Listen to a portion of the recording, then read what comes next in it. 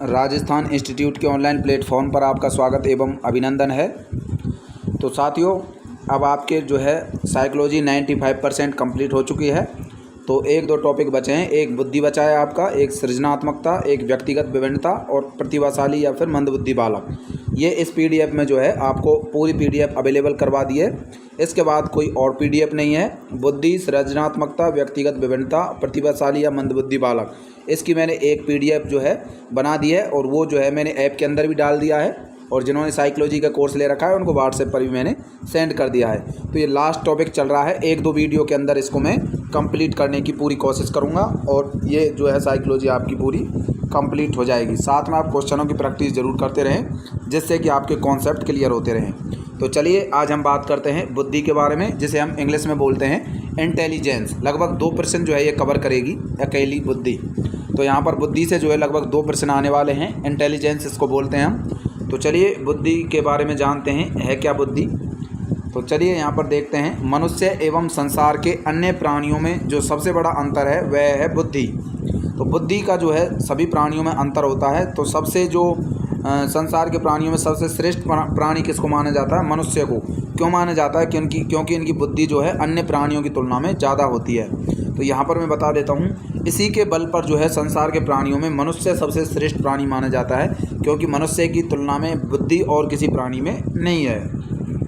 बुद्धि हमारी जन्मजात शक्ति होती है, परंतु इसमें कार्य करने की क्षमता का विकास हम वातावरण के संपर्क से कर सकते हैं। देखिए, हर व्यक्ति में बुद्धि जन्म से ही आती है, जन्मजात होती है, लेकिन जब हम बुद्धि का इस्तेमाल करेंगे, कार्य करने की क्षमता उससे हम बढ़ा सकते हैं। तो हम जो है बुद्धि का विकास कैसे कर सकते हैं, अर्थात कार्य करने की क्षमता का विकास हम कैसे कर सकते हैं? वातावरण के संपर्क से आगे। मतलब आप अच्छे लोगों के साथ में रहोगे, अच्छा काम करोगे, तो आपकी बुद्धि उसी प्रकार विकसित होती जाएगी।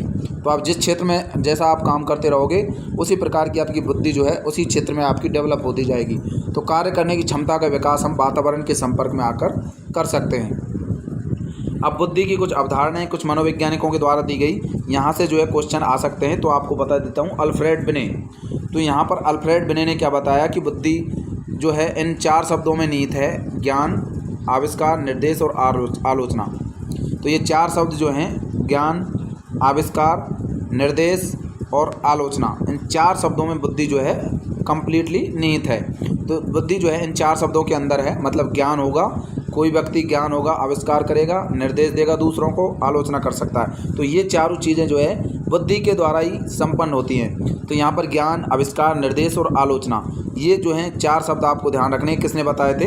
अल्फ्रेड बिने ने बताया। मतलब बुद्धि जो है 4 शब्दों में आती है, निहित है: ज्ञान, आविष्कार, निर्देश और आलोचना। इन 4 शब्दों को जो है अल्फ्रेड बिने ने क्या बताया? ये चारों जो है बुद्धि के प्रकार उसने बताए: ज्ञान, आविष्कार, निर्देश और आलोचना। इन चारों शब्दों को ध्यान रखना है। और 4 शब्द दे देगा, निम्न में से किसका ये कथन है? तो यहाँ पर पूछा जाएगा अल्फ्रेड बिने का ये कथन है।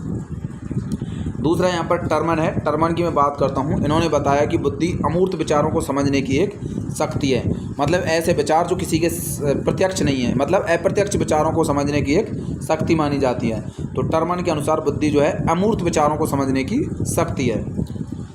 वुडवर्थ के अनुसार बुद्धि कार्य करने की एक विधि है। तो वुडवर्थ ने क्या बताया? हमारे जो दिमाग है, जितना हम कार्य करने की हमारी जो मेथड है, विधि है, प्रोसेस है, जितना हम कार्य करते हैं वो हमारे दिमाग के द्वारा ही किया जाता है। एक तरह से बुद्धि कार्य करने की एक विधि मानी जाती है। कोई भी कार्य हम करते हैं तो बुद्धि के माध्यम से ही किया जाता है वो कार्य। तो ये बात बताई वुडवर्थ ने। तो बुद्धि कार्य करने की विधि है, ये परिभाषा किसने दी? वुडवर्थ के द्वारा ये दी गई। टर्मन ने क्या कहा था, ये ध्यान रखना। टर्मन की परिभाषा पूछी जा सकती है कि बुद्धि अमूर्त विचारों को समझने की एक शक्ति है। यहाँ पर क्वेश्चन कैसे बनता है कि बुद्धि मूर्त विचारों को समझने की शक्ति है, बुद्धि अमूर्त विचारों को समझने की शक्ति है, इनमें से ये कथन किसने दिया? तो टर्मन ने दिया, अमूर्त विचारों को समझने की एक शक्ति है। वुडवर्थ ने बताया कि बुद्धि कार्य करने की विधि है। गाल्टन ने क्या बताया कि बुद्धि समझने और पहचानने की शक्ति है। मतलब हम किसी चीज़ को समझते हैं या फिर किसी चीज़ को हम पहचानते हैं, तो ये बुद्धि के द्वारा ही संपन्न हो पाता है। ये परिभाषा गाल्टन के द्वारा दी गई। तो बुद्धि को समझने और पहचानने की शक्ति किसने बताया? बुद्धि को गाल्टन ने बताया। थॉर्नडाइक क्या कहता है? थॉर्नडाइक ने कहा कि बुद्धि सत्य और तथ्य को पहचानने और तर्क करने की शक्ति है। मतलब किसी सत्य को हम पहचानते हैं और किसी तथ्य को हम कैसे पहचानते हैं या किसी तथ्य को हम तर्क के माध्यम से कैसे समझते हैं, समझाते हैं, तो ये बुद्धि के द्वारा ही संपन्न हो पाता है। तो सत्य और तथ्य को पहचानने और तर्क की शक्ति बुद्धि को किसने बताया? थॉर्नडाइक ने बताया। तो ये 5 परिभाषाएं जो हैं ये आपको याद रखनी है। पहली थी अल्फ्रेड बिनेकी की बुद्धि 4 शब्दों में निहित है: ज्ञान, आविष्कार, निर्देश और आलोचना। टर्मन ने बताया कि बुद्धि अमूर्त विचारों को समझने की शक्ति है। वुडवर्थ ने बताया कि बुद्धि जो है कार्य करने की विधि है। गाल्टन ने बताया कि बुद्धि समझने और पहचानने की शक्ति है। थॉर्नडाइक ने बताया कि बुद्धि सत्य और तथ्य को पहचानने और तर्क की शक्ति है। अब देखिए, गाल्टन और थॉर्नडाइक दोनों एक जैसी थोड़ी परिभाषाओं में समानता है। इन्होंने भी पहचानने की शक्ति बताया, थॉर्नडाइक ने भी पहचानने और तर्क की शक्ति बताया। ठीक है, सत्य और तथ्य को पहचानने और तर्क की शक्ति किसने बताया? थॉर्नडाइक ने। अब गैरेट के अनुसार हम बात करें तो गैरेट के अनुसार बुद्धि के प्रकार और थॉर्नडाइक के अनुसार बुद्धि के प्रकारों की हम जो है बात करेंगे यहाँ पर। तो गैरेट ने क्या बताया? गैरेट ने बताया कि बुद्धि 3 प्रकार की होती है: यांत्रिक बुद्धि, जिसे हम मूर्त या गामक भी कह देते हैं, मूर्त बुद्धि या गामक बुद्धि।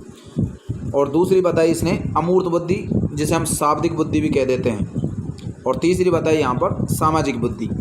तो 3 प्रकार की गैरेट ने बताई। यहाँ पर ध्यान रखना है, यांत्रिक बुद्धि, अमूर्त या शाब्दिक बुद्धि और सामाजिक बुद्धि। 3 शब्द ध्यान रखने: यांत्रिक बुद्धि, अमूर्त बुद्धि और सामाजिक बुद्धि।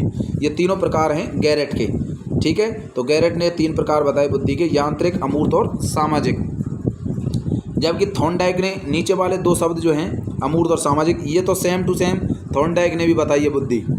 लेकिन थॉर्नडाइक ने जो यांत्रिक या गामक बुद्धि थी उसको मूर्त बुद्धि कहा था।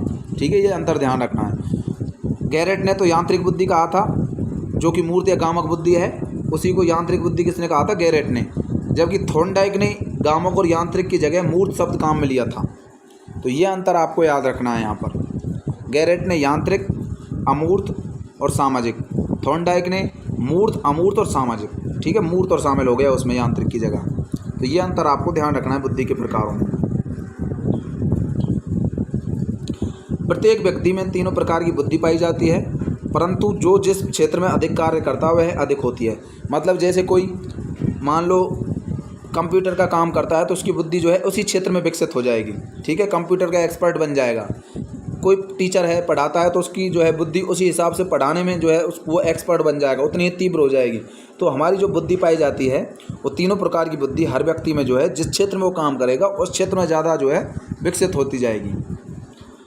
अब पहले हम बात करते हैं यहाँ पर मूर्त, यांत्रिक या गामक बुद्धि की। तो मूर्त, यांत्रिक या गामक बुद्धि क्या होती है? तो यहाँ पर मैं आपको बता देता हूँ। जो यंत्रों के क्षेत्र में अधिक सक्रिय हो, विशेषकर चालक, मिस्त्री, इंजीनियर, तो इन सभी में जो है कौन सी बुद्धि पाई जाती है? यहाँ पर मूर्त बुद्धि, जिसे हम यांत्रिक कहते हैं। यांत्रिक क्यों कहा जाता है? क्योंकि इसमें जो है एक तरह से मैकेनिकल चीज़ें होती हैं, जैसे मिस्त्री बना, इंजीनियरिंग मतलब कंप्यूटर से ले लेते चीज़ें, चालक, तो ये सभी मूर्त या यांत्रिक या गामक के नाम से इसको हम जानते हैं। जबकि अमूर्त या शाब्दिक क्या होती है? अमूर्त का मतलब शाब्दिक, मतलब शब्दों को समझने वाली बुद्धि, जैसे कि शिक्षक में, व्याख्याता में, विद्यार्थियों में, दार्शनिकों में। तो ये क्या करते हैं? शब्दों के माध्यम से कोई चीज़ को समझते हैं, मतलब शब्दों को समझते हैं। तो हर चीज़ की व्याख्या कर सकते हैं ये टीचर जो होते हैं, शिक्षक, विद्यार्थी या शिक्षक, व्याख्याता, दार्शनिक, ये सभी क्या होते हैं? शब्दों को जो है खोल कर प्रत्येक शब्द का अर्थ बता सकते हैं। तो इस वजह से इनमें अमूर्त बुद्धि पाई जाती है, जिसे हम शाब्दिक बुद्धि भी कह देते हैं। अगली है यहाँ पर तीसरा प्रकार, सामाजिक बुद्धि। अब देखिए, जो सामाजिक वातावरण में व्यवहार से संबंध रखेगा तो उसमें सामाजिक बुद्धि पाई जाएगी।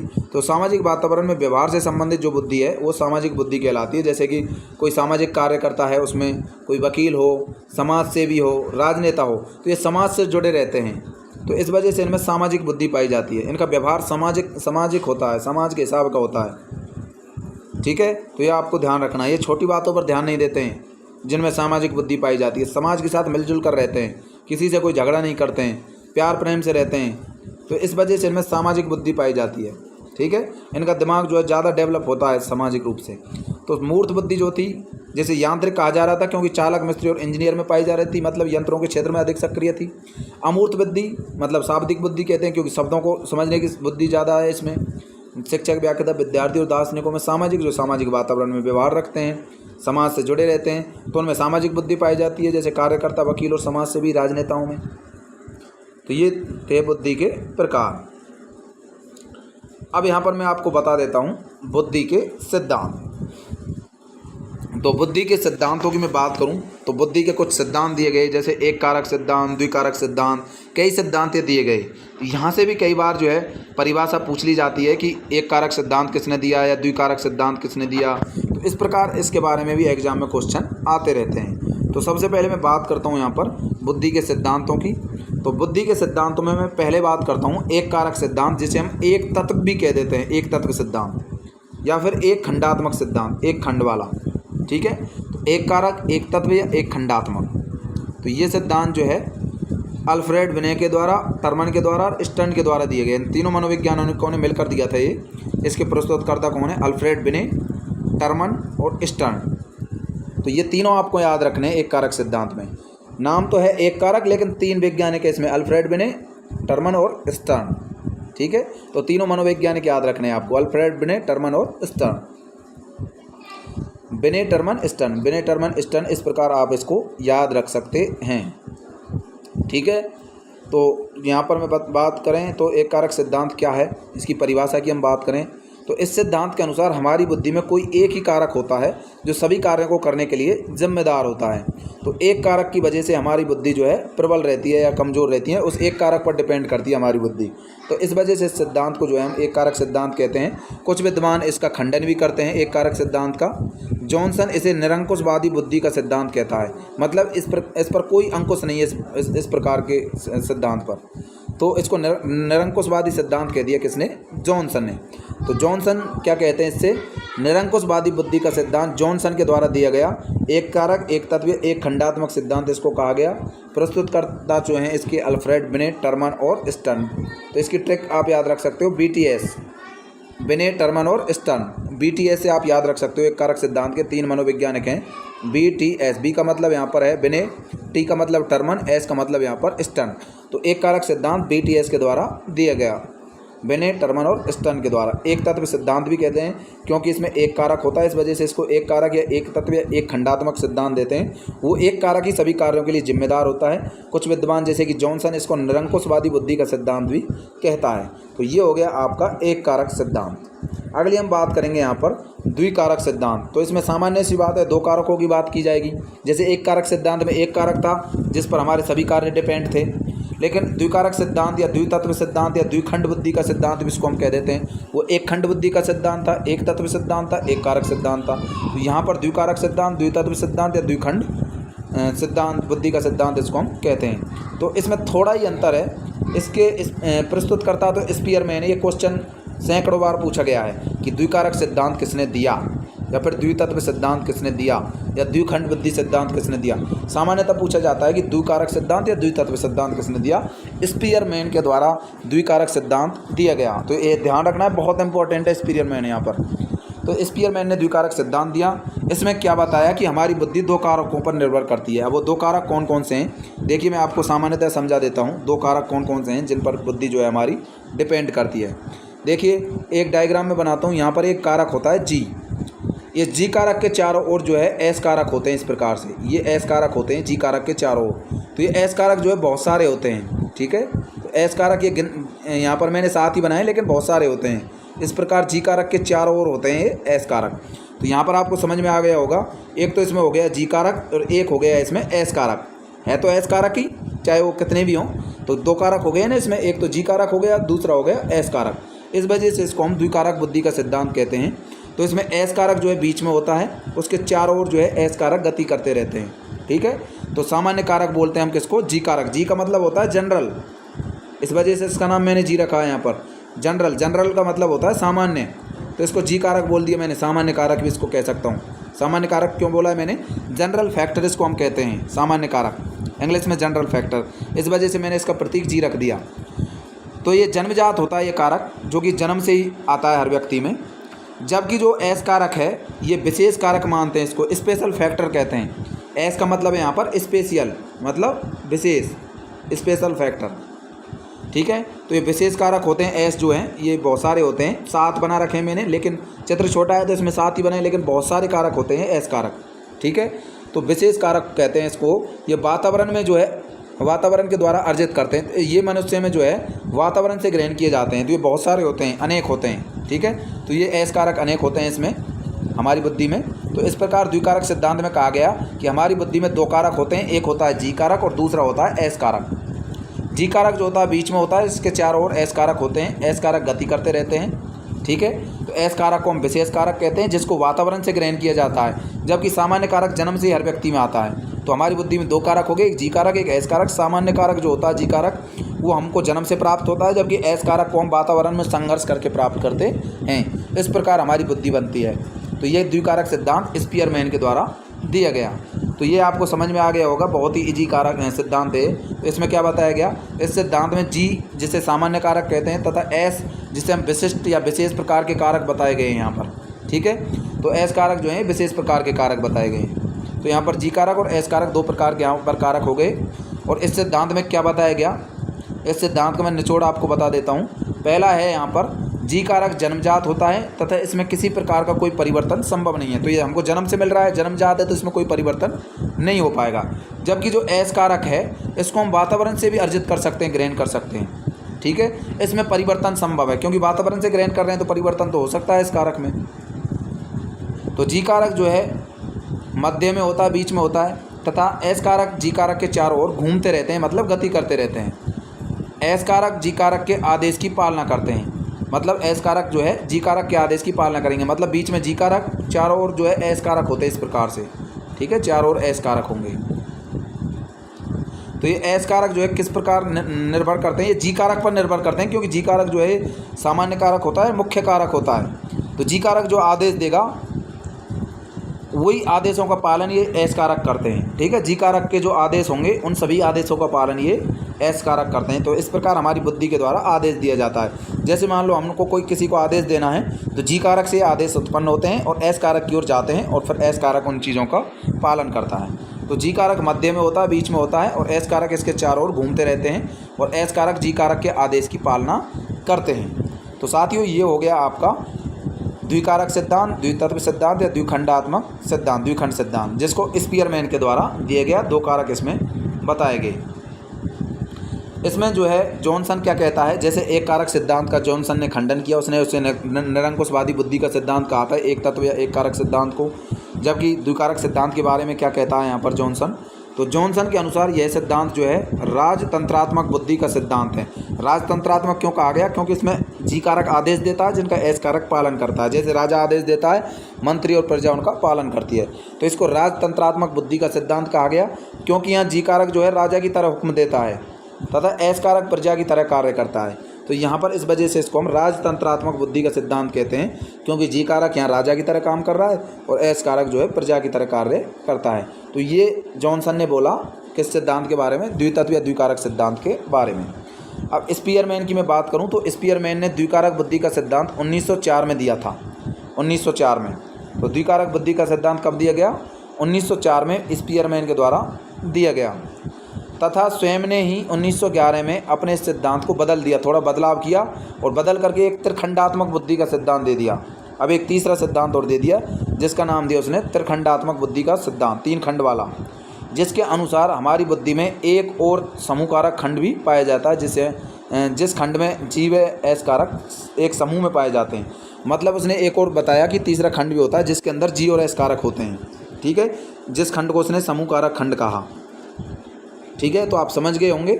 तो यहाँ पर जैसे कि मैं बात करूँ समूह कारक बुद्धि का सिद्धांत में बात करूँगा, वो अलग है समूह कारक बुद्धि का सिद्धांत। यहाँ बात करी गई है त्रिखंडात्मक सिद्धांत। तो ये भी स्पीयरमैन ने दिया 1911 में, द्विकारक सिद्धांत में थोड़ा बदलाव करके उसने त्रिखंडात्मक सिद्धांत भी दे दिया। तो जो द्विकारक सिद्धांत था उसको द्विखंडात्मक सिद्धांत क्यों कहा, क्योंकि उसमें 2 ही खंड थे, एक तो जिसमें जी कारक थे, एक एस कारक थे। जबकि त्रिखंडात्मक सिद्धांत 1911 में दिया, उसके बाद उन्होंने कहा कि एक खंड और पाया जाता है जिसके अंदर जी और एस दोनों खंड पाए जाते हैं ग्रुप के रूप में। अब मैं बात करता हूँ यहाँ पर समूह कारक बुद्धि का सिद्धांत। तो समूह कारक बुद्धि का सिद्धांत जो है थर्स्टन और उसके सहयोगी कैली के द्वारा दिया गया, कैली ने दिया। तो समूह कारक बुद्धि का सिद्धांत थर्स्टन ने और कैली ने दिया था। कैली इसका सहयोगी था, मुख्यतः इसमें थर्स्टन था। तो समूह कारक बुद्धि का सिद्धांत मुख्य रूप से किसने दिया था, थर्स्टन ने दिया था, ये आपको ध्यान रखना है। कैली इसका सहयोगी था। इस सिद्धांत में क्या बताया गया कि थर्स्टन और कैली ने अपनी पुस्तक पीएमए का फुल फॉर्म है यहाँ पर प्राइमरी मेंटल एबिलिटी मतलब प्राथमिक मानसिक योग्यता। PMA का मतलब मैंने यहाँ पर शॉर्ट में लिख दिया, PMA मतलब प्राइमरी मेंटल एबिलिटी, प्राथमिक मानसिक योग्यता। तो थर्स्टन और कैली ने अपनी पुस्तक प्राथमिक मानसिक योग्यता में बताया कि हमारी बुद्धि में कुल 13 कारक पाए जाते हैं, जो कि एक समूह में पाए जाते हैं, एक ग्रुप में होते हैं वो 13 कारक, जिनमें से 7 कारक जिनका संबंध दैनिक जीवन से होता है और वो महत्वपूर्ण होते हैं। तो 13 कारकों में से 7 कारक कैसे होते हैं? 13 कारकों में 7 कारक जो है वो महत्वपूर्ण कारक होते हैं, जो हमारी दैनिक जीवन में काम आते हैं, जो हम रोज़मर्रा में जो हम काम करते हैं। तो ये 7 कारकों की वजह से हमारी बुद्धि में जो 7 कारक हैं यही हमारे दैनिक जीवन में काम आते हैं। तो 13 कारकों में से 7 कारक जो हैं वो दैनिक जीवन में काम आते हैं। कैली ने स्वतंत्र रूप से अपनी पुस्तक crossroads in the mind of man में विचार दिया कि कुल 9 कारक होते हैं जो सभी महत्वपूर्ण होते हैं और समूह में पाए जाते हैं। देखिए कैली ने फिर इससे थर्स्टन से अलग होकर के स्वतंत्र रूप से एक पुस्तक लिखी, cross road in the mind of man. तो यहाँ पर crossroads in the mind of man जो पुस्तक थी कैली की, उसमें इसने बताया कि 9 कारक होते हैं, जबकि जब थर्स्टन के साथ इसने मिलकर कहा था कि 13 कारक होते हैं, जबकि खुद ने क्या बताया अपनी पुस्तक में cross road in the mind में कि 9 कारक होते हैं कुल कारक, जो कि एक ग्रुप में पाए जाते हैं। तो ये हो गया यहाँ पर समूह कारक बुद्धि का सिद्धांत। क्यों कहते हैं? क्योंकि इस सिद्धांत में थर्स्टन और कैली ने बताया कि 13 कारक होते हैं जो कि एक ग्रुप में पाए जाते हैं, 13 के 13 कारक, जिनमें से 7 महत्वपूर्ण होते हैं जो दैनिक जीवन में काम आते हैं। जबकि कैली ने स्वतंत्र रूप से अपनी पुस्तक crossroads in the mind में क्या बताया कि ये 7 कारक जो टोटल जो 13 कारक ना होकर के कितने कारक होते हैं? कुल 9 कारक होते हैं। तो ये बात बताई कैली ने। तो यहाँ पर 3 सिद्धांत मैं आपको पढ़ा चुका हूँ बुद्धि के सिद्धांतों में। पहला एक कारक एक तत्व एक खंड सिद्धांत, दूसरा मैंने आपको बताया यहाँ पर द्विकारक द्विखंड द्वितत्व सिद्धांत, तीसरा मैंने बताया बहुकारक या बहुतत्व बुद्धि का सिद्धांत। तो यहाँ पर मैं बात करता हूँ बहुकारक या बहुतत्व बुद्धि का सिद्धांत। तो बहुकारक या बहुतत्व बुद्धि का सिद्धांत को हम बहुखंडात्मक बुद्धि का सिद्धांत भी कह देते हैं। इसको थॉर्नडाइक के द्वारा प्रस्तुत किया गया। इसके प्रस्तुतकर्ता कौन है? थॉर्नडाइक। तो यहाँ पर ये बात आपको ध्यान रखनी है, बहुकारक बुद्धि के सिद्धांत के प्रस्तुतकर्ता हैं थॉर्नडाइक। अब यहाँ पर क्या बताया गया है इसमें कि एक जो है इस प्रकार से इसमें बहुत सारे, एक समूह में जो है बहुत सारे यहाँ पर कारक हैं, छोटे छोटे बिंदु से मैंने डॉट डॉट से दर्शा रखे हैं। तो यहाँ पर ये असंख्य होते हैं बहुकारक। इसे हम बालू का व परमाणुवाद का सिद्धांत भी हम कह देते हैं, क्योंकि इसमें बालू के कणों की तरह होते हैं ना, जैसे परमाणु होते हैं, परमाणु के कण होते हैं, उस प्रकार ये बहुत सारे कारक होते हैं इसमें, रेत के कणों की तरह या फिर एटम की तरह, परमाणुओं की तरह। तो परमाणु भी तो ऐसे ही होते हैं, रेत के कण जैसे, तो परमाणुओं की तरह भी यहाँ पर ये बताया गया। तो इस वजह से इस सिद्धांत को बहुखंडात्मक या फिर बहुकारक सिद्धांत या बहुतत्व सिद्धांत को बालू है परमाणुवाद का सिद्धांत भी हम कह देते हैं। थॉर्नडाइक ने क्या बताया कि थॉर्नडाइक के अनुसार हम जो भी कार्य करते हैं उस कार्य के लिए ये अलग अलग कारक जिम्मेदार होते हैं। तो हर कार्य के लिए ये छोटे छोटे कारक जो हैं मैंने बताए, परमाणु जैसे या बालू जैसे, तो ये कारक हर कार्य के लिए एक कारक जो है, एक कारक एक अलग अलग कारक जो होते हैं हर कार्य के लिए अलग अलग कारक होंगे। अब जॉनसन क्या कहता है इस सिद्धांत के बारे में? तो जॉनसन इनका खंडन करता था। तो जॉनसन कहता है कि जॉनसन के अनुसार इस सिद्धांत में किसी एक कारक का सहयोग सभी कारक करते हैं, मतलब एक कारक की सहायता सब कारक मिलकर करते हैं, अर्थात सहकारिता का दृष्टिकोण होने से यह प्रजातांत्रिक बुद्धि का सिद्धांत कहलाता है। जैसे कि प्रजा आपस में मिलजुल कर काम करती है, उस प्रकार ये सभी कारक आपस में मिलजुल कर काम करते हैं। एक कारक का सभी कारक सहयोग करते हैं, तो इस प्रकार इस सिद्धांत को प्रजातांत्रिक बुद्धि का सिद्धांत भी कहते हैं। जबकि द्विकारक सिद्धांत को राजतंत्रात्मक बुद्धि का सिद्धांत कह रहे थे, क्योंकि उसमें जी कारक आदेश दे रहा था, एस कारक पालन कर रहे थे। लेकिन इसमें जो सभी कारक हैं वो समान होते हैं, इस वजह से वो जो है ऊंचाई, चौड़ाई, लंबाई, गहराई सभी इसमें जो है समान होती है इनकी। इस वजह से ये सभी कारक जो है मिलजुल कर काम करते हैं। बालू वे परमाणुवाद का सिद्धांत कहते हैं। थॉर्नडाइक के द्वारा ये बहुकारक सिद्धांत है, बहुतत्व सिद्धांत है, बहुखंडात्मक बुद्धि का सिद्धांत दिया गया, और जॉनसन इसको प्रजातांत्रिक बुद्धि का सिद्धांत कहता है। अगला सिद्धांत है यहाँ पर तरल व ठोस बुद्धि का सिद्धांत। तो इसको R.B. कैटल ने दिया। तरल और ठोस बुद्धि का सिद्धांत किसके द्वारा दिया गया? ये एग्जाम में कई बार पूछा गया है कि तरल और ठोस बुद्धि। तो 2 प्रकार की बुद्धि बताई कैटल ने कि तरल बुद्धि होती है, एक ठोस बुद्धि होती है। तो तरल बुद्धि जो होती है वो कैसी होती है? जन्मजात होती है, जिसमें किसी भी प्रकार का परिवर्तन नहीं होता है, संभव नहीं होता है। तो दैनिक कार्य में जो उपयोगी बुद्धि होती है वो तरल बुद्धि होती है, मतलब ये हमको जन्म से प्राप्त होती है। दैनिक जीवन में हम जो है तरल बुद्धि को ही काम में लेते हैं। इसमें परिवर्तन क्यों नहीं हो सकता? क्योंकि जन्म से ही आ रही है ये। अगली बुद्धि जो है वो है ठोस बुद्धि। ठोस बुद्धि जो है ये वातावरण से हमको प्राप्त होती है। हम वातावरण से संघर्ष करके ग्रहण करते हैं, अपने अनुभवों से प्राप्त करते हैं। देखिए, जैसे आप कठिन परिस्थितियों में रहोगे तो आपकी बुद्धि उसी प्रकार डेवलप हो जाएगी उन कठिन परिस्थितियों के प्रति। ठीक है, तो यहाँ पर ये वातावरण से आप इस बुद्धि को प्राप्त कर रहे हो, अनुभवों से इसको जो है आप प्राप्त कर रहे हो, अनुभवों पर आधारित है ये। हमारी सफलता में ठोस बुद्धि का ही जो है योगदान होता है, क्योंकि आप पढ़ाई करते रहते हो, बार बार हर साल पढ़ाई करते हो, तो आप जो है वातावरण से एक तरह से आपके सामाजिक वातावरण या आसपास की वातावरण से या फिर कोचिंगों के माध्यम से आप जो है अपने दिमाग को डेवलप कर रहे हो। तो ठोस बुद्धि के माध्यम से ही आप जो है क्या कर रहे हो? सफलता प्राप्त करते हो। तो यह आगे से आगे बढ़ाई जा सकती है, मतलब ठोस बुद्धि को आप और भी ज़्यादा बढ़ा सकते हो। तो आप जैसे जैसे संघर्ष करते जाओगे, मेहनत करते जाओगे, तो आपकी बुद्धि उसी प्रकार डेवलप होती जाएगी। तो ठोस बुद्धि जो है ये यहाँ पर आप हमारी सफलता जो है वो ठोस बुद्धि पर ही डिपेंड करती है। तो ये सिद्धांत दिया था आर.वी. केटल ने, तरल और ठोस बुद्धि का सिद्धांत। तरल बुद्धि जन्मजात, ठोस बुद्धि वातावरण से हम इसको या फिर अनुभवों से इसको हम ग्रहण करते हैं। तो ये हो गया तरल और ठोस बुद्धि का सिद्धांत। छठवां सिद्धांत है आपका त्रिवर्गीय या त्रिवर्ग बुद्धि का सिद्धांत। त्रिविमीय बुद्धि का सिद्धांत, त्रिवर्गीय बुद्धि का सिद्धांत, त्रिवर्ग बुद्धि का सिद्धांत जो है इसको स्टर्नबर्ग के द्वारा दिया गया। स्टर्नबर्ग। तो त्रिविमीय या त्रिवर्गीय त्रिवर्ग बुद्धि का सिद्धांत किसने दिया? स्टर्नबर्ग के द्वारा ये सिद्धांत दिया गया। इस सिद्धांत में क्या बताया गया? इसमें 3 विमाएँ होंगी। त्रिविमीय क्यों कहा गया? इसमें 3 विमाएँ होती हैं, मतलब एक्स, वाई और जेड, इस प्रकार। तो इसको त्रिविमीय बुद्धि का सिद्धांत हम कह देते हैं। जैसे कि 3 विमाएँ कैसे? एक विमा बीच में से यहाँ पर देखें, एक इधर हो गई, एक ऊपर वाली हो गई, एक इधर हो गई। ठीक है, तो अब इसको हम मिलाएं तो नीचे तो जो है इस प्रकार जो है एक बीच में जो है ये वातावरणीय बुद्धि इसको हम कह सकते हैं।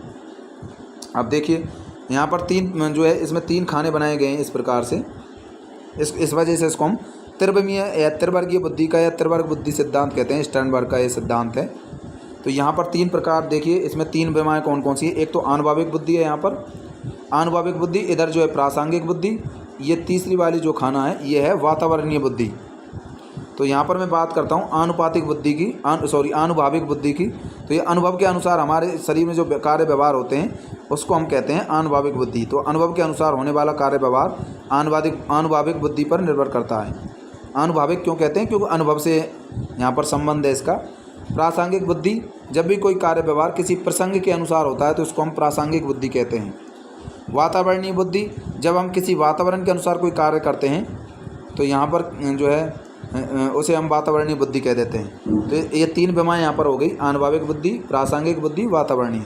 आनुभाविक बुद्धि जो अनुभव पर डिपेंड करेगी, प्रासंगिक बुद्धि प्रसंग के अनुसार कोई कार्य व्यवहार होगा, वातावरणीय बुद्धि जो वातावरण के अनुसार कोई कार्य व्यवहार होता है। तो इसको त्रिविमीय त्रिवर्गीय त्रिवर्ग बुद्धि का सिद्धांत कहते हैं, जिसको स्टर्नबर्ग के द्वारा ये सिद्धांत प्रतिपादित किया गया।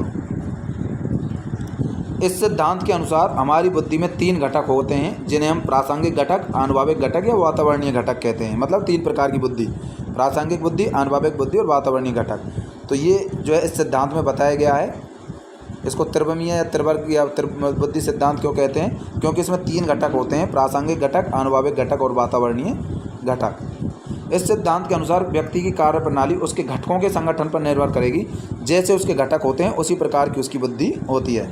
तो प्रासंगिक घटक, आनुभाविक घटक, वातावरणीय, तो ये घटकों पर जो है बुद्धि इसमें निर्भर करती है। तो इसको ध्यान रखना है। स्टर्नबर्ग के द्वारा ये सिद्धांत दिया गया, त्रिविमीय सिद्धांत या त्रिवर्गीय बुद्धि का सिद्धांत। यहाँ पर ये सिद्धांत के प्रस्तुतकर्ता पूछे जाते हैं एग्जाम में, और इनके बारे में भी पूछा जाता है। तो मुख्यतः प्रस्तुतकर्ता आपको याद रखने हैं। अब देखिए लेवल 1 और लेवल 2 बुद्धि क्या होती है, जिसके प्रस्तुतकर्ता हैं यहाँ पर जॉनसन। तो 7वां प्रकार है बुद्धि का।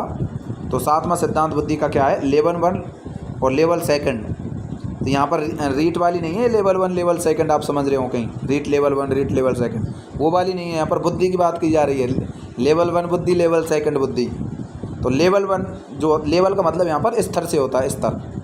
तो लेवल 1 का मतलब जो जन्म से हमको प्राप्त होती है, लेवल 1 कह देते हैं उसको हम, स्तर 1, लेवल 1। तो लेवल 2 जिसको हम वातावरण से अर्जित करते हैं उसको लेवल 2 कहते हैं। लेवल 1 जो हमको जन्म से प्राप्त हो रही है, लेवल 2 जो अर्जित की जा रही है। जॉनसन के द्वारा लेवल 1 और लेवल 2 बुद्धि का सिद्धांत दिया गया। लेवल 1 बुद्धि जो होती है सामान्य कार्यों के लिए जिम्मेदार होती है। जो जनरल हमारे वर्क होते हैं, सामान्य कार्य जो हम करते हैं, उसके लिए हमारी लेवल 1 बुद्धि जिम्मेदार होती है, जिसका विकास संभव नहीं है। ठीक है, लेवल 1 बुद्धि जो है इसको हम विकास नहीं कर सकते, जब क्योंकि वो जन्म से हमको प्राप्त हो रही है, उसमें कोई चेंज नहीं हो सकता। जबकि लेवल 2 बुद्धि जो है हम वातावरण में रहकर के अनुभवों से या फिर किसी प्रशिक्षण का मतलब किसी ट्रेनिंग के द्वारा हम जो है जो बुद्धि अपनी ग्रहण कर रहे हैं। जैसे आप ट्रेनिंग का मतलब, जैसे मान लो आप पुलिस में लग जाते हो, तो आप पुलिस में ट्रेनिंग करके आप जो है पुलिस की प्रोसेसों को सीख जाते हो, तो इस प्रकार आपकी उस प्रकार की बुद्धि हो गई, क्योंकि आपने अर्जित किया उस बुद्धि को ट्रेनिंग के माध्यम से, अनुभवों के माध्यम से, तो उसको हम बोलते हैं लेवल 2 बुद्धि। तो यहाँ पर लेवल 1 लेवल 2 बुद्धि के प्रस्तुतकर्ता कौन है? जॉनसन यहाँ पर कहलाते हैं। 8वां बुद्धि का सिद्धांत यहाँ पर बहुबुद्धि सिद्धांत, जिसके प्रस्तुतकर्ता कौन थे? Howard Gardner. तो यहाँ पर ध्यान रखना है, बहुबुद्धि है, यहाँ पर बहुखंडात्मक नहीं है, यहाँ पर बहुबुद्धि का सिद्धांत, बहुबुद्धि सिद्धांत है, हावर्ड गार्डनर का बहुबुद्धि सिद्धांत। तो इसके अनुसार हमारी बुद्धि बहुत प्रकार की होती है। प्रारंभ में इन्होंने 7 प्रकार की बताई, वर्तमान में NCERT में लिखा हुआ है कि 8 प्रकार की होती है। ठीक है, तो वर्तमान में आपको क्वेश्चन क्या करना है? 8 प्रकार। यदि 8 प्रकार ऑप्शन में नहीं मिले तब 7 प्रकार करना है, वरना आपको 8 प्रकार करने हैं बुद्धि के। बहुबुद्धि सिद्धांत के अनुसार कितने प्रकार के होते हैं? 8 प्रकार की बुद्धि होती है, ये NCERT पुस्तक में लिखा हुआ है। तो यहाँ पर मैं 8 प्रकार बता देता हूँ बहुबुद्धि सिद्धांत के। एक तो है शाब्दिक, आंकिक, तार्किक, गामक, अंतर्वैयक्तिक बुद्धि, अंतरावैयक्तिक, सांगीतिक और यहाँ पर प्राकृतिक बुद्धि। तो ये 8 प्रकार की बुद्धि जो है बहुबुद्धि सिद्धांत में बताई गई। अब कैसे याद रखना बहुबुद्धि से?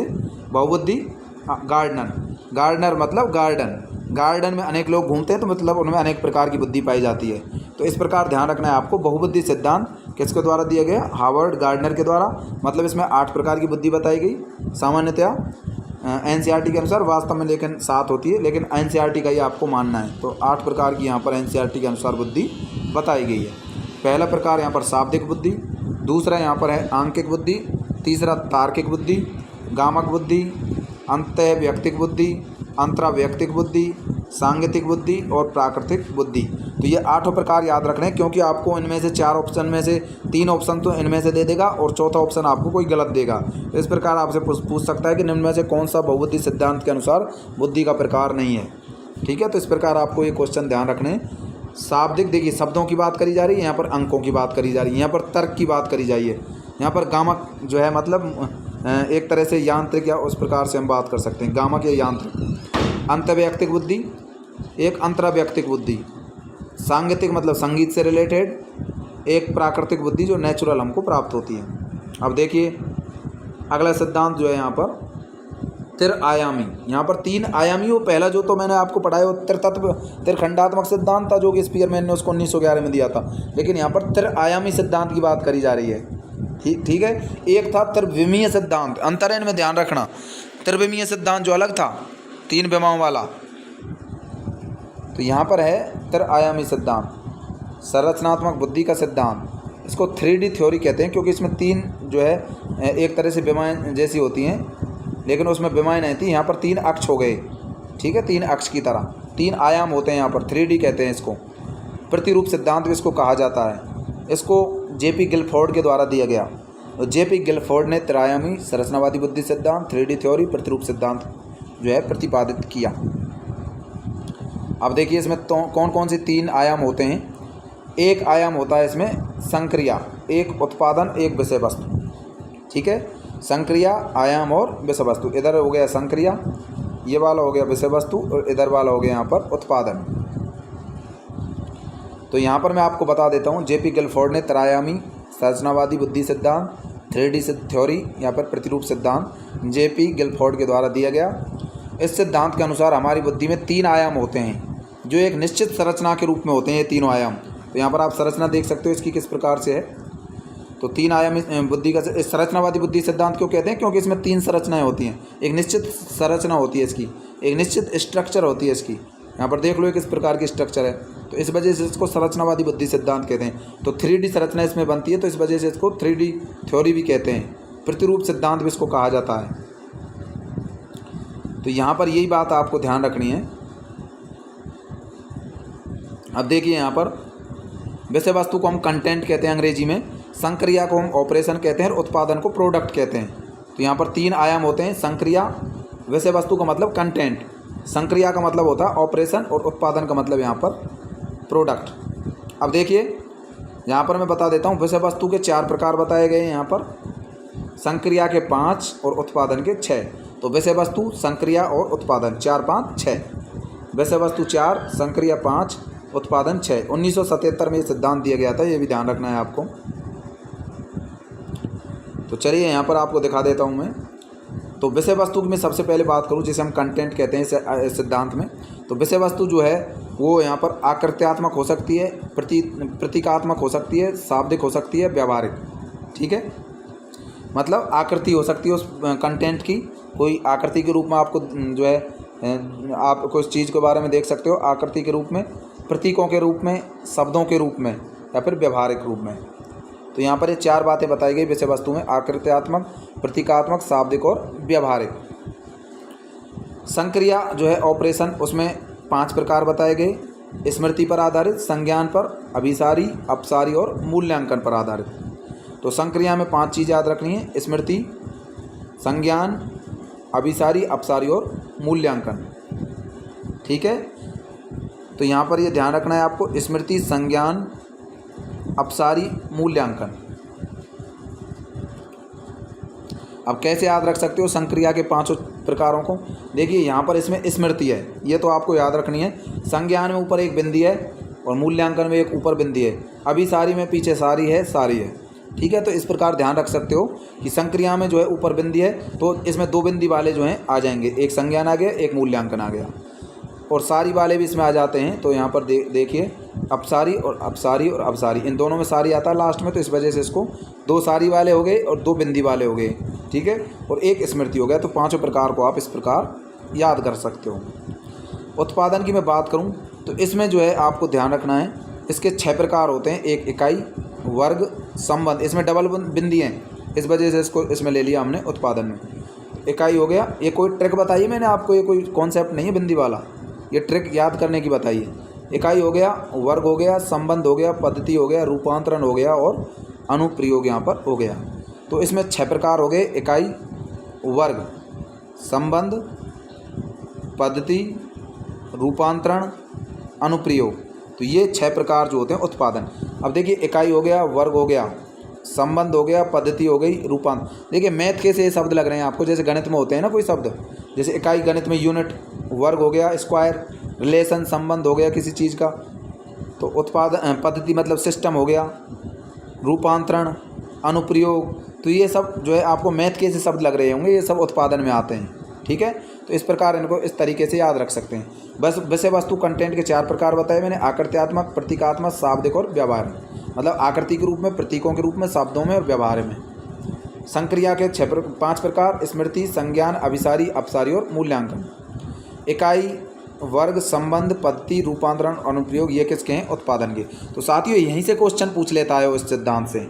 तो त्रयायामी या फिर जो संरचनावादी बुद्धि का सिद्धांत है जेपी गिलफोर्ड का, तो इसमें यहीं से क्वेश्चन पूछे जाते हैं कि संक्रिया के कितने भाग हैं, विषय वस्तु के कितने भाग हैं, उत्पादन के कितने भाग हैं, कौन कौन से हैं। 3 तो ऑप्शन में दे देगा इनमें से, चौथा जो है अलग दे देगा, जो आपसे पूछेगा कौन सा है इसमें से उत्पादन का भाग नहीं है या फिर संक्रिया का नहीं है, विषय वस्तु का नहीं है।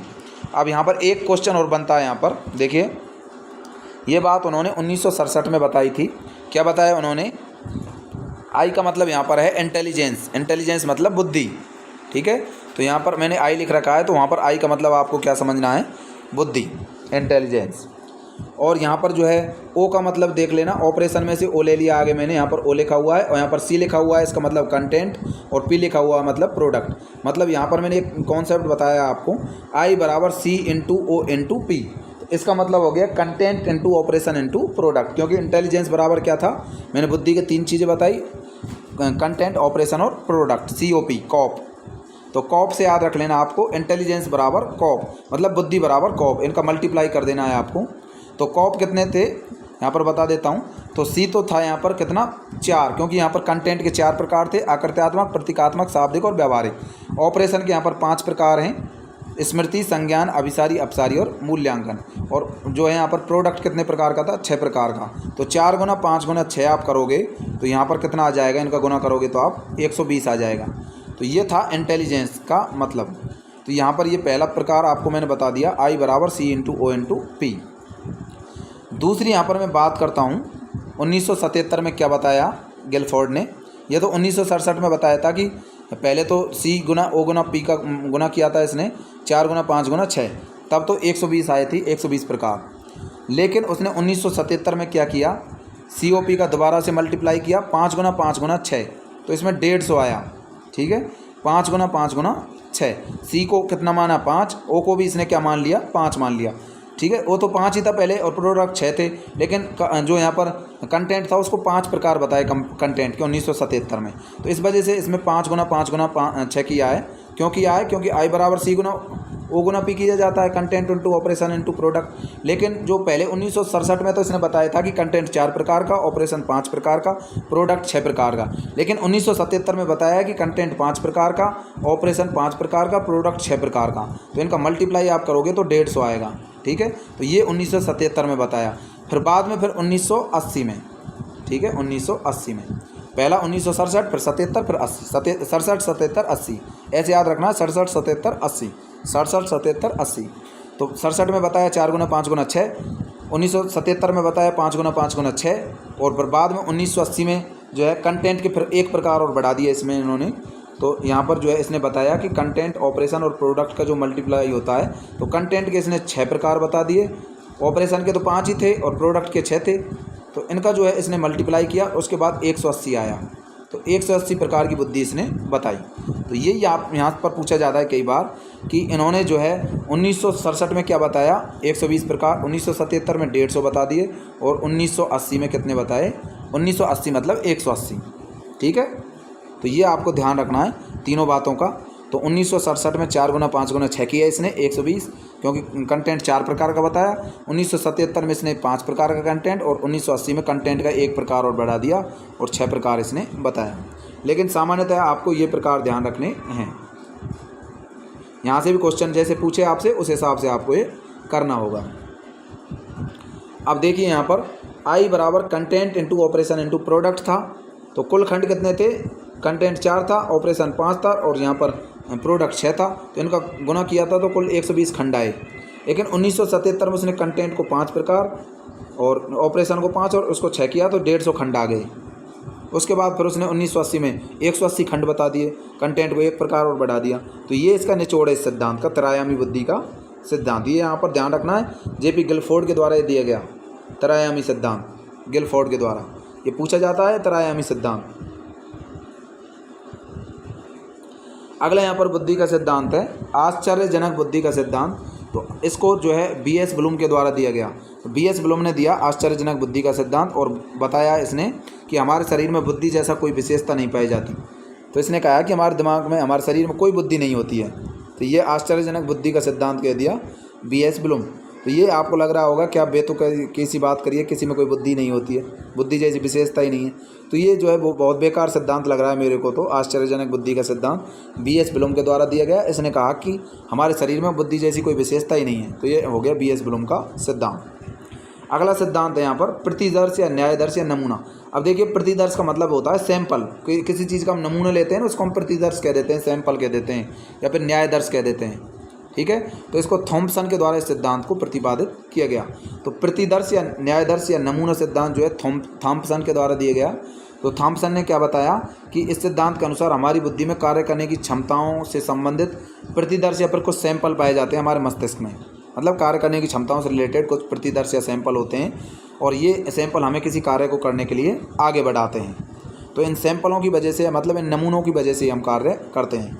तो इसमें नाम से पता चल रहा है प्रतिदर्श या न्यायदर्श या फिर नमूना सिद्धांत किसने दिया, इसको थॉम्पसन ने तो दिया था। ये प्रस्तुत करता है, इसमें पूछा जा सकता है, लेकिन इसमें बताया कि हमारे दिमाग में कुछ सैंपल होते हैं, उन सैंपलों के माध्यम से हम कार्य करते हैं। अगला है यहाँ पर कै और ख बुद्धि का सिद्धांत। देखिए नाम से पता चल रहा है कै और ख, दो शब्द आ गए। तो दो शब्द यहाँ पर हो गए हैब में, तो हैब ने इसको प्रतिपादित किया। ध्यान रखना है इसको दो शब्दों से, हैब में भी दो शब्द हैं, है और बे, तो कै और ख। तो इस प्रकार आप इस ट्रिक से आपको इसको याद रख सकते हो। तो कै ख बुद्धि का सिद्धांत किसने दिया? हैब ने दिया। इस सिद्धांत के अनुसार हमारे कै व ख प्रकार की बुद्धि में कै बुद्धि जन्मजात होती है और ख बुद्धि अर्जित होती है। तो इसने दो प्रकार बताए हैब ने। हैब के अनुसार कै और ख प्रकार की बुद्धि होती है। कै बुद्धि जन्मजात होती है और ख बुद्धि जो होती है उसको हम वातावरण से प्राप्त करते हैं, अर्जित करते हैं। ठीक है, कै का मतलब यहाँ पर जन्मजात बुद्धि हो गया और ख जो है वो अर्जित बुद्धि हो गया। तो ये ध्यान रखना है। तो दो प्रकार बताए किसने? हैब ने, कै और ख। अगला है यहाँ पर संवेगात्मक बुद्धि का सिद्धांत, जिसे हम, संवेग का मतलब इमोशंस, ठीक है, इमोशनल इंटेलिजेंस। तो उचित समय पर उचित मात्रा में संवेग पैदा करने को हम क्या कहते हैं? संवेगात्मक बुद्धि का सिद्धांत कहते हैं, इमोशनल इंटेलिजेंस हम कहते हैं। मतलब उचित समय पर उचित मात्रा में संवेग आए। जैसे आप किसी से झगड़ा कर रहे हो तो आप गुस्से में आ जाते हो, ठीक है। जब आप खुश रहते हो तो आप जो है बहुत ही ज़्यादा खुशी प्रकट करते हो। तो इस प्रकार उचित समय पर उचित मात्रा में संवेग आने के बारे में ये सिद्धांत बताता है। तो अरस्तु ने क्या बताया कि क्रोध करना आसान है, परंतु उचित समय पर उचित मात्रा में क्रोध करना मुश्किल है। क्रोध तभी करो जब क्रोध की आवश्यकता हो, बेवजह क्रोध मत करो। क्रोध करना तो आसान है, लेकिन क्रोध को शांत करना बहुत टफ होता है। तो ये अरस्तु ने कहा कि क्रोध करना आसान है, परंतु उचित समय पर उचित मात्रा में क्रोध करना मुश्किल है।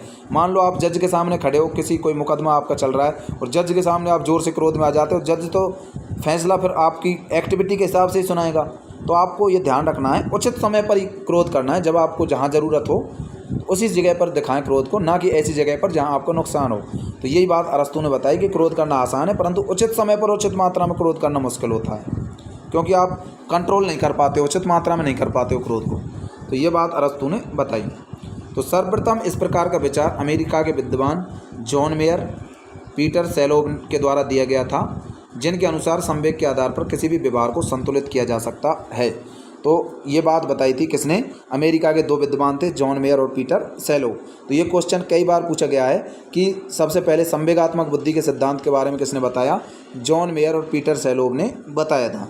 तो जैन मेयर, मारो और पीटो, इस प्रकार याद रख सकते हो इसको। मेयर से मतलब मारो और पीटर से मतलब पीटो, पीटर सेलोव, ठीक है, साले को पीटो, पीटर सेलोव, ठीक है। इस प्रकार आप याद रख सकते हो। तो मैं ऐसे शब्दों को आपको याद कराने के लिए यही काम में लेता हूँ। किसी भाई को बुरे लगते हो तो आप जो है अपने हिसाब से काम करें। तो ट्रिक जो है आपको इसलिए ही बताई जाती है जिससे आपको लंबे समय तक याद रहे। तो आपका उद्देश्य होना चाहिए याद करना। तो संवेगात्मक मतलब, संवेग का मतलब क्रोध, दया, भाव, प्रेम, प्यार, तो ये सभी संवेग होते हैं। तो जॉन मेयर और पीटर सेलोव ने इस सिद्धांत का सबसे पहले विचार दिया था। जॉन मेयर मतलब मारो और पीटो, और पीटर सेलोव मतलब पीटो, मारो और पीटो।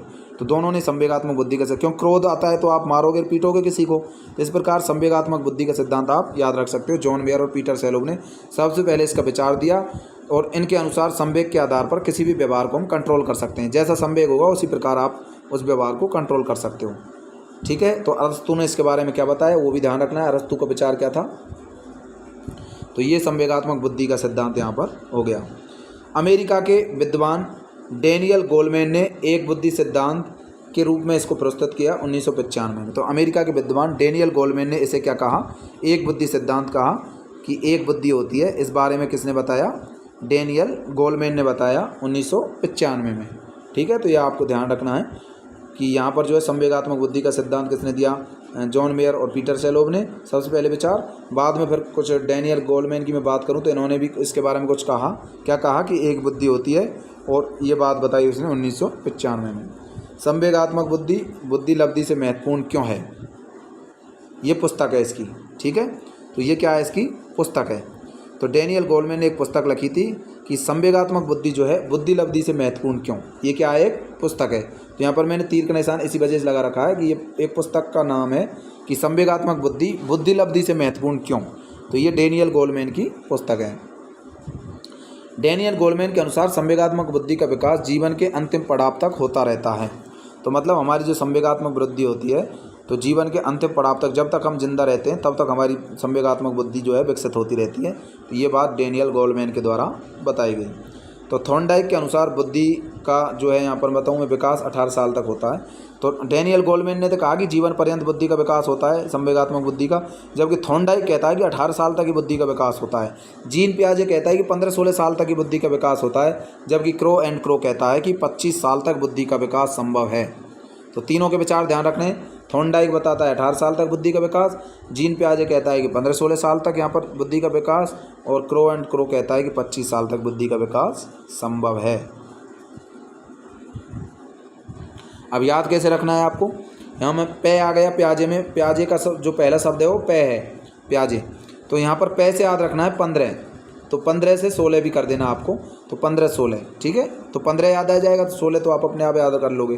तो पियाजे में पे से आ गया 15, तो मतलब 15-16 साल तक बुद्धि का विकास होता है। ये बात किसने बताई, जीन पियाजे ने। क्रो एंड क्रो की बात करूँ मैं यहाँ पर, तो क्रो एंड क्रो ने बताया कि 25 साल तक बुद्धि का विकास होता है, थॉर्नडाइक ने बताया 18 साल तक। यदि एक व्यक्ति अपने संवेगों पर नियंत्रण करना सीख लेता है तो वह किसी भी कार्य को सफल, अब देखिए आपको गुस्सा नहीं आएगा तो आप अपने जीवन को आसानी से गुजार लोगे और हर कार्य में आप सफल होते जाओगे, ठीक है। तो जो व्यक्ति अपने संवेगों पर कंट्रोल रखता है वो व्यक्ति जो है अपने हर कार्य को सफल बना लेता है। तो 80% सफलताएं किसी भी व्यक्ति को संवेगात्मक बुद्धि के बल पर ही प्राप्त होती हैं। तो जितने ज़्यादा हमारी संवेगात्मक बुद्धि होगी हम सफलताएं आसानी से प्राप्त कर लेते हैं। हर व्यक्ति की 80% सफलताएं उसकी संवेगात्मक बुद्धि पर डिपेंड होती हैं। तो साथियों ये आपके बुद्धि के सिद्धांत हो गए। उसके बाद आपकी बुद्धि के मापन की मैं बात करूँगा, और बुद्धि के मापन के बाद जो है आप जो है बुद्धि के परीक्षण की मैं बात करूँगा, और बुद्धि के परीक्षण के बाद जो है ये बुद्धि आपका टॉपिक जो है कंप्लीट हो जाएगा। उसके बाद सृजनात्मकता आएगा, एक वीडियो और आने वाला है इसके बाद, तो 2 वीडियो और आने वाले हैं आपके। 2 वीडियो के अंदर आपका ये चैप्टर जो है पूरी तरह से साइकोलॉजी कंप्लीट हो जाएगी। तो बुद्धि के परीक्षण नेक्स्ट डे आपको पढ़ाया जाएगा। तो आज के लिए जो है इतना ही, 2 वीडियो और आने वाले हैं, कल और परसों में आपकी साइकोलॉजी कंप्लीट हो जाएगी।